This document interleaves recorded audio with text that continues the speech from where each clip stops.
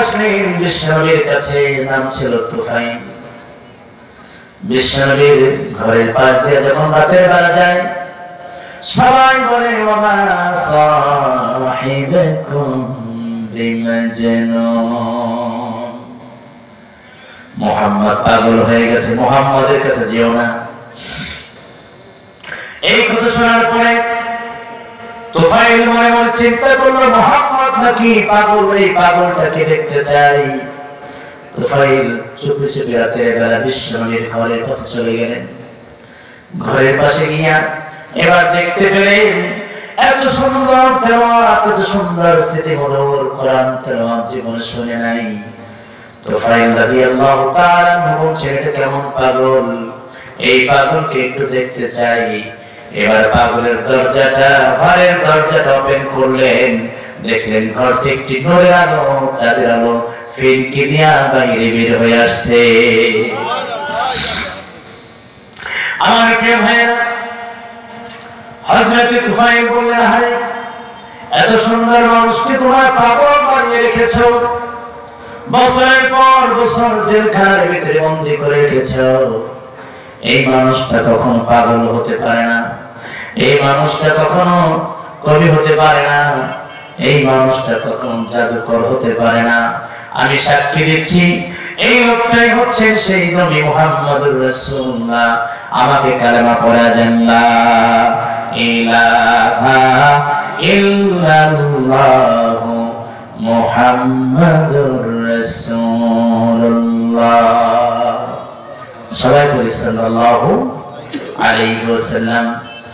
আমার প্রিয় ভাইরা, বন্ধুরা আমার, আরবের ভিতরে এক যুবক ছিল, নাম ছিল আবু বাইদা, বাবার নাম ছিল আব্দুল্লাহ ইবনে জাররাহ রাদিয়াল্লাহু তাআলা আনহু। হযরত আবু বাইদা রাদিয়াল্লাহু তাআলা আনহু বিশ্বনবীর কাছে আসলেন, বললেন, ইয়া রাসূলুল্লাহ, আমি যুবক মানুষ, আমাকে কালেমা পড়ায় দেন। রাসূল বলছেন, আবু বাইদা রে, যদি কালেমা পড়ো মানুষ তোমাকে অত্যাচার করবে, নিপীড়ন করবে। আবু বাইদা, তুমি নিজেকে প্রকাশ করো না।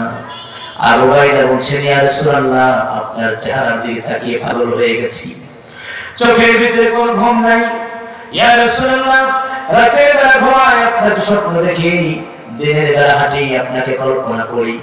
রাসূল, আমি বুঝতে পেরেছি আপনাকে ছাড়া আমার জীবন ব্যর্থ, আপনাকে ছাড়া আমার জীবন মরুভূমি। ইয়া রাসূলুল্লাহ, আমাকে কালেমা পড়ায় দেন, লা ইলাহা ইল্লাল্লাহু মুহাম্মাদুর রাসূলুল্লাহ সাল্লাল্লাহু আলাইহি ওয়াসাল্লাম।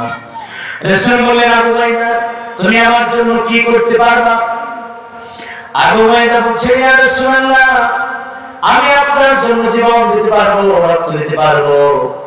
রাসূল বলছেন, আবু বাইদা রে, তুমি শুধু কি আমার জন্য রক্ত দিতে পারবা, জীবন দিতে পারবা?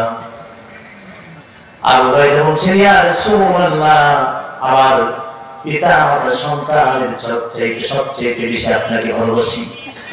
রাসূল বলছেন, আবু বাইদা, আমি মক্কা থেকে মদিনায় চলে যাব। আবু বাইদাকে বলে রাখলেন। বিশ্বনবী দেখলেন মক্কার জমিনে কোলাতে পারছেন না, তিনি চলে গেলেন তায়েফের ময়দানে দাওয়াতি কাজ করার জন্য।